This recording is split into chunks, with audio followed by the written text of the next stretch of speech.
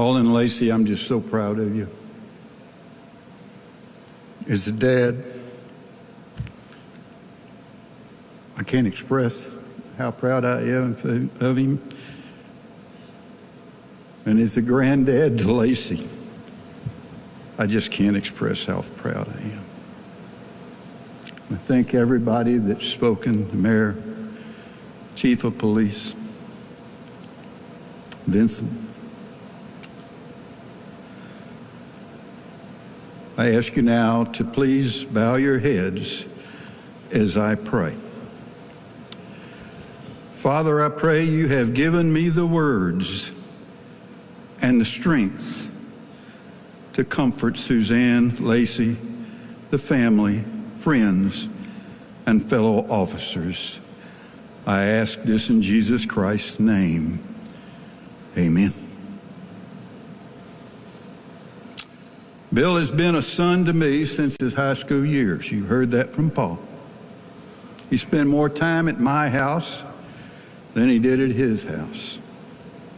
You can ask Missy if you don't believe that. I was always dad or pop to Bill. And 3.5 years ago, he stood at my side with my 4 other sons and helped me through the loss of my beloved wife of 57 years. So when Paul called me Monday morning at 8:21, and all he said was, "Dad, pray for Bill. He's been shot." And I prayed.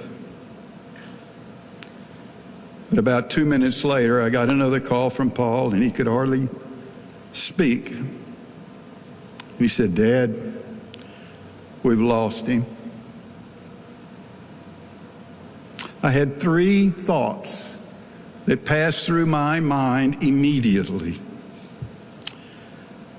My first thought, you'll guess, was total disbelief. This has got to be an error. This cannot be right. My second thought was of an image of a huge, strong man grinning from ear to ear and hugging me very tightly and saying, "I love you, Dad. It's so good to see you." My third thought was, God, why not me instead of Bill? I'm 80 years old. He's 54. I trade places. But God doesn't work that way, and as a preacher, I know he doesn't work that way. Bill was a good boy. He was a better man. Bill was a gentleman in every sense of the word. Bill was, as Suzanne said Monday, as I heard on TV, one of HPD's best. Now he is one of HPD's greatest. I'm finally ready for the sermon. I was asked to cut this back by my son, and I did.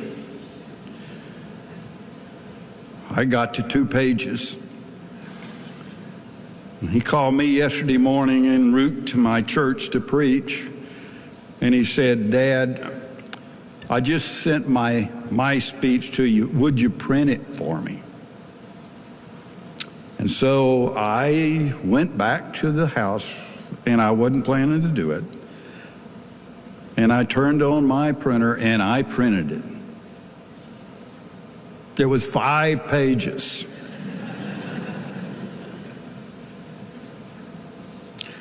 Well, that's just the way Paul and Bill would have done it.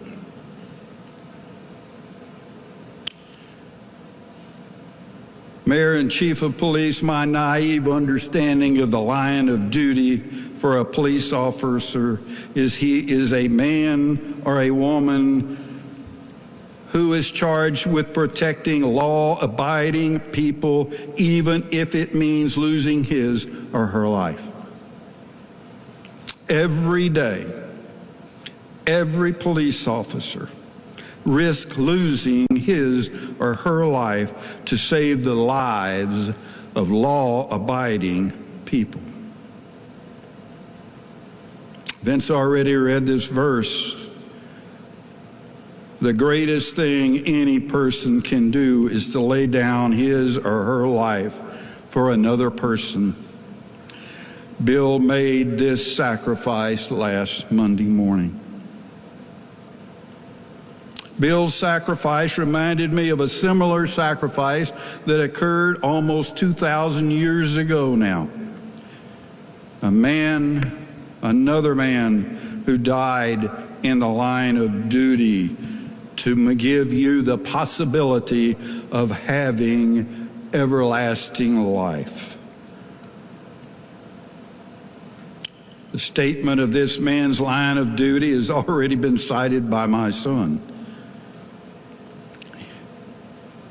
It is in John 3:16 in the New Testament. For God so loved the world that he gave his only begotten Son, that whoever believes in him should not perish, but have everlasting life. You know, ever since a kid, I've seen that verse on TV, ball games, somebody raise it up. Somebody make a comment about they're kind of crazy. But did you listen to that verse? Put your mind around this again. For God so loved the world that he gave his only begotten Son, that whoever believes in him should not perish, but have everlasting life. There's much to learn in that short verse. The New Testament was written in Greek. For some of you, it was not the King James Version. We have to see it in English to understand it. Somebody's got to move it from Greek to English.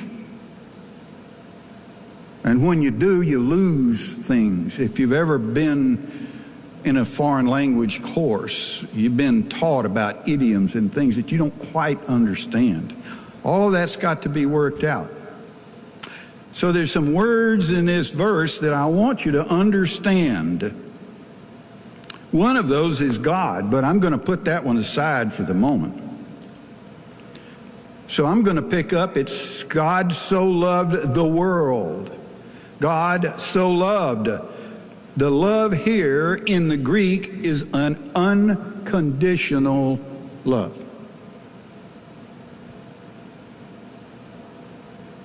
I love my boys, including Bill, unconditionally. And no matter what they did, or what they might do, or what they might become, there will never be a day that I stop loving them unconditionally. Now, as a side, I should say that doesn't mean I like them all the time. Love is different than liking. Who did he love? He loved the world. God so loved the world. In the Greek, that word means everyone. Every person that ever lived, that's living now, or ever will live. God loved the world. Now, let me tell you what. We teach our children the right stuff. They understand this. They hear a little song that says, red, yellow, black, or white, they are all precious in his sight. There's nobody that's excluded from this love. And it's unconditionally. Now, man has been a failure since Adam. When you get mad because bad things happen, you blame Adam. I used to tease my lovely wife by saying it was Eve that did it. But you know what? Eve never got the Sunday school lesson that Adam got in chapter 2 of Genesis. Adam got it. Adam knew what he was doing, so he's the problem. So God had to give a gift to us to make a way for us to get back to God. So he gave his only begotten Son. That word begotten is also bad. In the Greek, that word means something like unique or one and only. And there are a couple of translations that use that. This Son was unique, but he was still God. When you look at John chapter 1 and you look at the first 3 verses, it's made clear that this man, Jesus Christ, is God.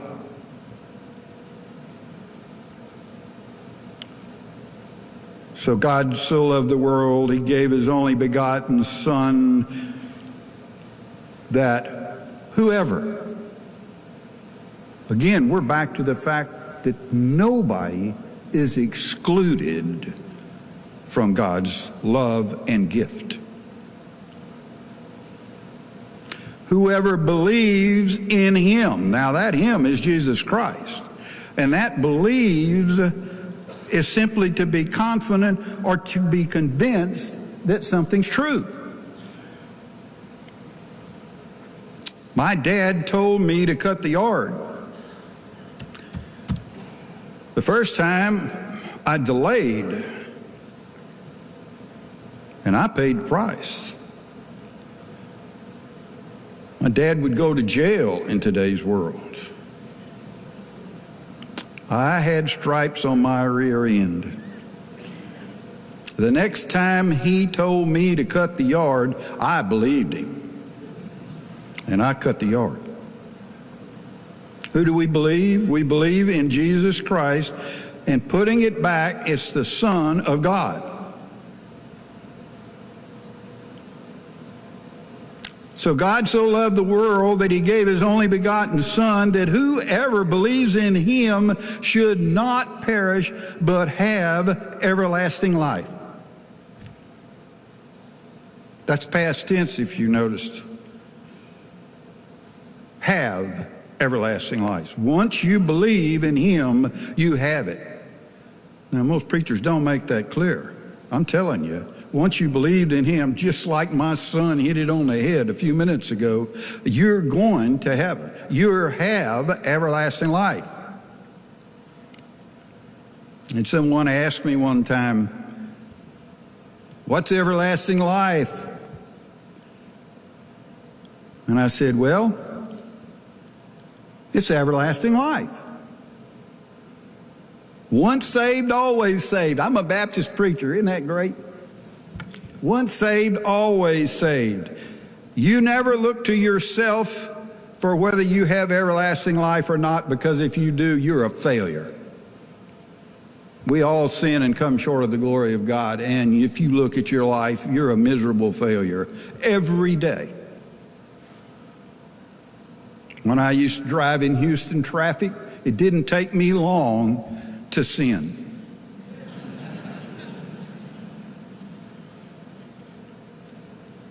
So you need help. Bill believed Jesus is the Son of God, and I know he did that. So Bill did not perish Monday morning. Bill has everlasting life. And if you believe that John 3:16, you will see Bill again. Now I want to go back, and I want to pick up and talk about that word God that gives so many people in today's world a problem.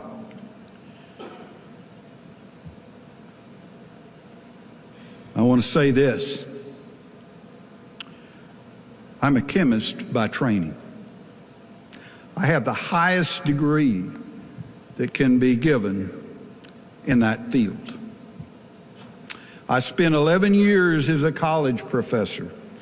I spent 30 years in the hazardous waste industry.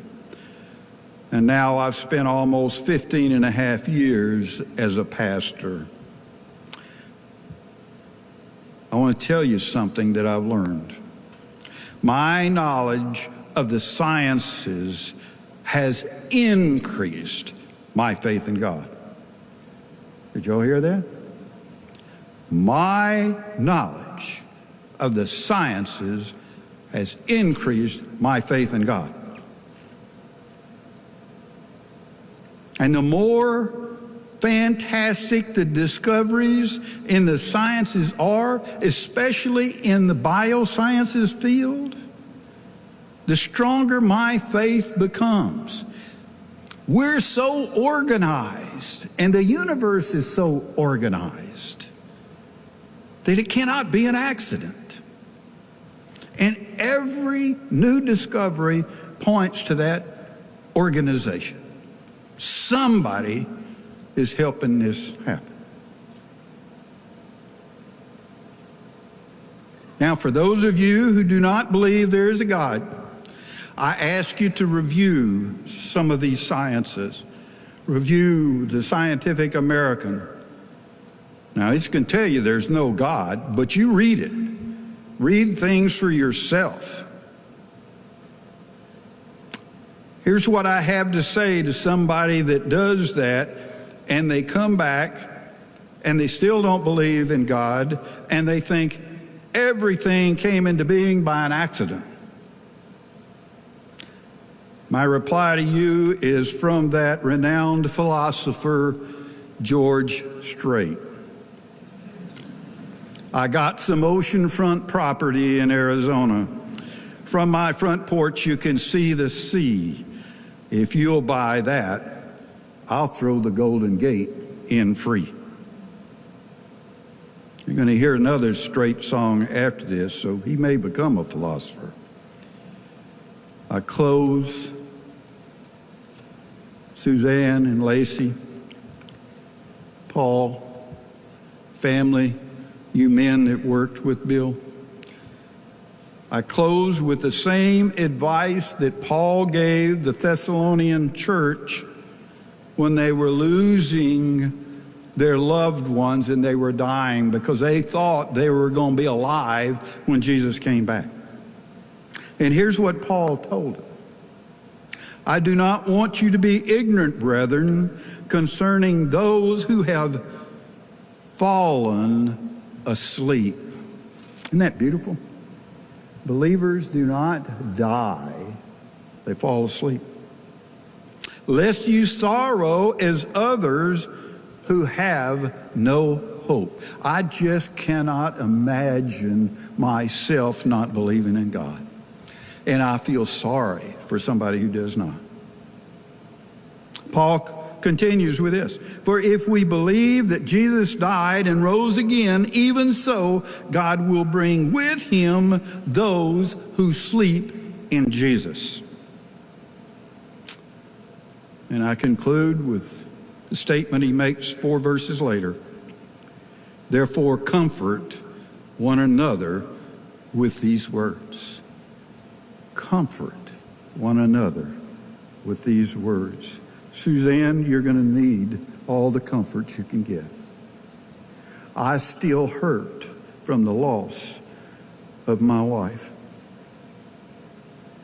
It hasn't gone away. I'm a preacher and I know where she is. And believe you me, I asked the same question I did with Bill. Now, she was a good woman. She was everything God ought to want on this earth. And he took her instead of me. So we need comfort. But Bill's alive. Bill's waiting for you. Now, he's not looking back. Bill is out of here. Our Bible says that he will feel no more pain and he will see no more death.